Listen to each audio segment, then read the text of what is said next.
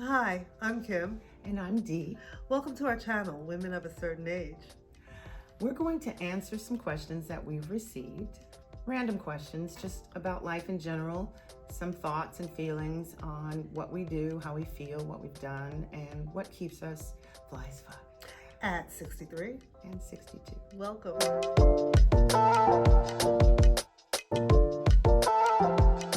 The question is, what's the best part of growing older? Do you want to go first?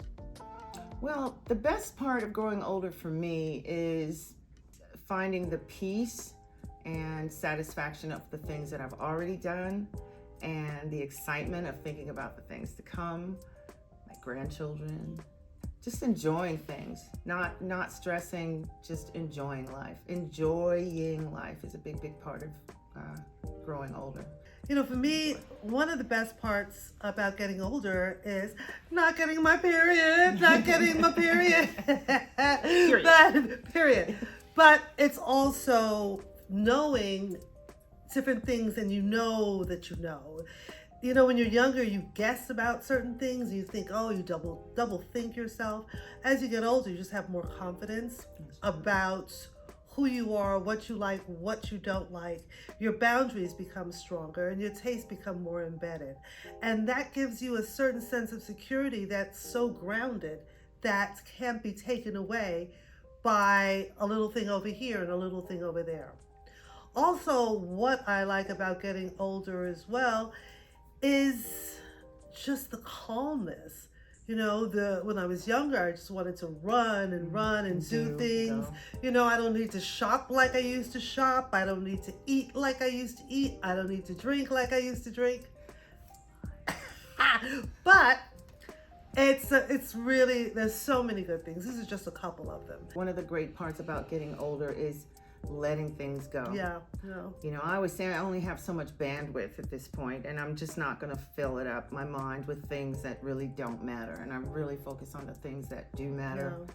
Peace, love, naps, wine, vacations, cuteness, everything cute. Things like that. Yeah. You know, don't sweat the small stuff. Really means a lot when you get older. This question, T, is how will this year matter in 5 years? Oh my goodness. In 5 years, this moment will be important because we did it. Yeah, we're doing this show for you. We're really just giving it out as a gift to everyone, just sharing our lives and our experiences and our mistakes and our things we've learned that are good. But also every year will count. Every moment counts right now. At this age, every moment counts. And in 5 years, by God's grace, we can look back and say, this is our 5th year of doing this show. It's so great. Yeah. I love her. We're going to be giving away cars and furs and you get a car, and you get a car, and you get a car. Yeah. Great sponsors, grandkids. Yeah. In 5 years, it's going to be even more different, because even from 5 years ago when I was 57 to 5 years now when I'm 63. So in 5 years, you know, things will be different. I probably will not work at all. I'm a celebrity makeup artist, and in 5 years I probably will have been retired. Except for doing me. Except for doing Dee. And in 5 years, I think things will be different because I'll be 2 years away from 70. And at 70, I'm not trying to, you know, get out there and kick it like I am doing now, but we'll still be at the table together, right? At the table. This year is going to impact 5 years from now, Dee, because this is where we're starting. We're starting here. And this is the beginning. When we met, we knew we just admired each other so much. And we said, let's do something with it. And so this year, this time, 2023, we're starting. You know, we're making our archives right now. Yeah. And it's really about us more than it has been in the past. I know my youngest child is out of college. I'm spending more time focusing on the things that give me joy and that things that matter. Spending time with you, spending time with my husband. This is an important year. Every year is important. Every year is important now, Mm-hmm. but every year is going to change in a different way. I mean, still feel vital, but I know logically that in 5 years, when I'm closer to 70, I don't think that, like right now, I feel like I'm ripe. I think in 5 years, when I'm 70, I might start to rot. No, you I won't. won't. No, Okay, you won't. okay. Never rot. Never rot, never rot. Ripen. Yes, a ripen. Yes, yes. The next question that we received was, what are some of your favorite simple pleasures? I can name a few right off the top of my head. Baths, naps, wine, sitting outside and just looking up at the sky in my backyard, which I call my blackyard, which I love. My backyard, I've just listening to the birds, things that bring me peace. I love blowing bubbles. It brings me so much peace. I buy those little like bubbles that kids, and I do. It slows down my breath, and I just watch it, and I just have all these metaphors for bubbles about like memories and things that happen, and they're just beautiful to watch them blow, and it just calms me. Simple things are the best. Yeah. Yeah. I agree with Dee Dee. One of my favorite simple pleasures is bathing. I love bathing. I'm the master of the bath. And to get into the bathtub with music, an Epsom salt bath, which calms my spirit. It smells great. Love bathing. I love just sitting in my home. It's a great simple pleasure too. I really love my home and just sitting and relaxing. I do also, as I'm a makeup artist, I love makeup.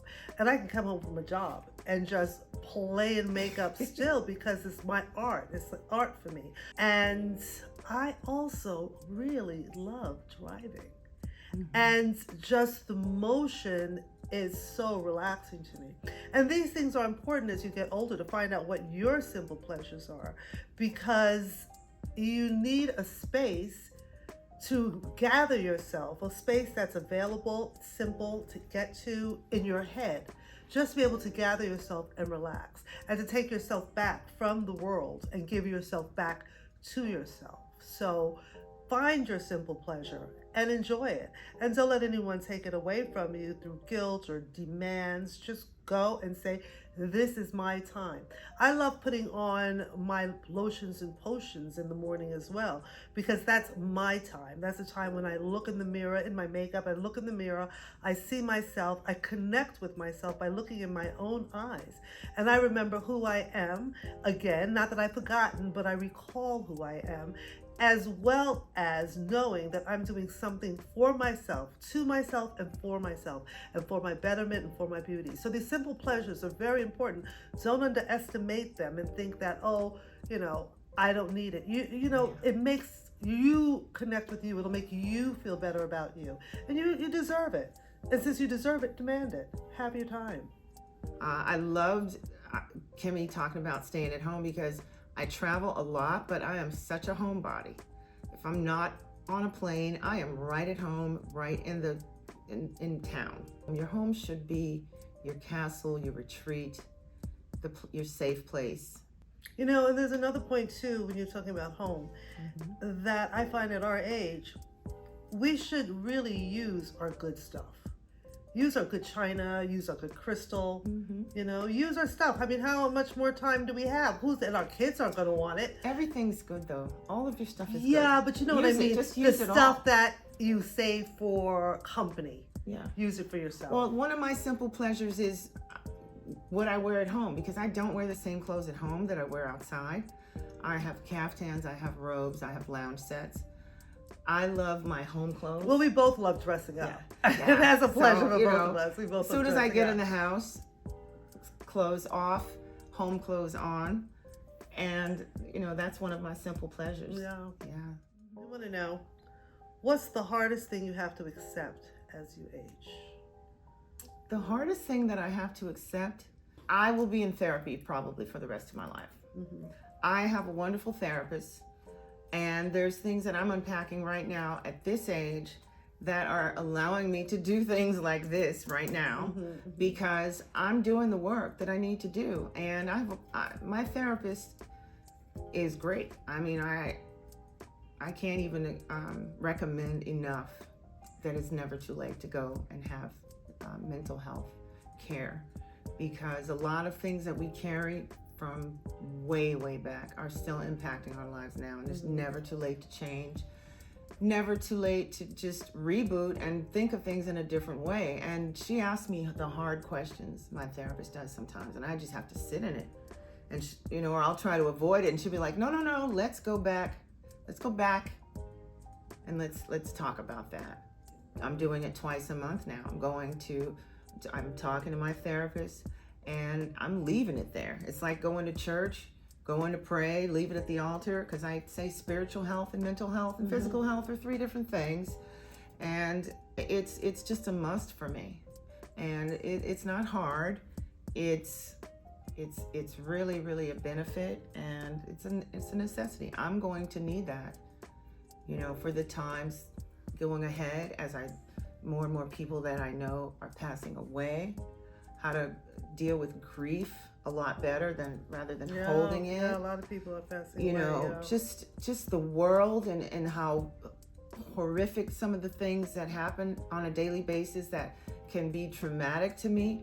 I really am taking care of my mental health in a way that, I can just be tolerable to myself, because, the mind is where it all starts. True, and I have to keep my head clear so that I can enjoy my life. It's true.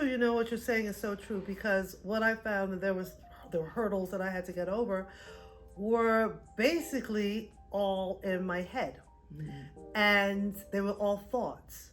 So I could go down the rabbit hole when I was younger. And even now, if I don't catch myself, I can go down the rabbit hole. I'll pull you out. Oh my goodness, I'll just go right down with my thoughts. But this means, but whatever, and then it'll turn into anxiety, or it'll turn into anxiety, which is about the future, or regret. I really don't have a lot of regrets though. Yeah. But that goes to the past. And so the biggest hurdle that I had to get over was to realize that if I don't control my thoughts, they'll control me. Exactly. It's in my head. And I can create more of a pleasant life by controlling what I think. And that was a big hurdle, because when I was younger, I didn't have a clue of how much my thoughts were creating my reality. Oh, absolutely. And what you were attracting. Yeah, and what I was attracting, because my thoughts. I mean, if I talked about fear, then something would happen that would scare me. So now that was a big hurdle, and now I understand that I'm creating my reality by my thoughts, and I'm learning how to understand that thoughts are real, but they're not necessarily true. And the weight that I give them is what I've chosen to give them, and that it's energy, and that energy will go somewhere. So that was a big hurdle for me to get over. Besides, other things, of course, my body after my period stopped, my body after menopause, a change that needed tweaking to stay in a way that was still acceptable to me. That was one. And there were certain clothes that I could no longer wear that I really enjoyed wearing. I really loved wearing them, but I couldn't really wear them anymore because I didn't want to look like whatever happened to Baby Jane Hudson. you know? And you go through what they used to call back in the day the change. We've gone through the change. Yeah. And I like to say I'd like to keep changing, because one thing that really kind of irks me is when people go, well, you know how I am. You know how I am. And it's not necessarily a good way that they are. But they're like, okay, I'm holding on to this. Yeah, I'm going to be this way. I'm going to be, you know how I don't trust people. You know how I don't like this. You know how That's that narrative. I am that way. Yeah. It's like, you can change that. Right. You can change it, and it will be a lot easier on change you. Your if you're thoughts, open change to your life. Change. Change your thoughts, exactly. change your world. Change the way you think about things, because they may not necessarily be true the way that they used to be, or you some things like you just have to let go. Yeah. You can change, you can evolve, You can, and you better. can choose what's beneficial for you. Yeah. And you'll know when it's beneficial for you, truly beneficial for you, because it sits easy with you. Yeah. You don't have to force it. You don't have to swallow it. It's like a glove that fits when it's beneficial to you. Yeah. You know? It's funny when I look at social media, and I love reading the comments, and you'll read something terrible that happened, and it's like, happened in Mexico, and all the comments are like, see, that's why I don't go to Mexico. That's why I ain't never going to Mexico. It's like, why wouldn't you go to Mexico? Mexico's beautiful. Just read the State Department warnings and know where to go and where not to go anywhere. But, it's like, that's why I don't swim. That's why I don't do that. And that's why I don't do this. Yeah. Go easy. Chill out. Don't kick your own self in the ass. Right? Don't not try something because you saw it didn't work for somebody else. It's just funny to me. We'd like to thank you for your questions, and we hope we helped in answering them.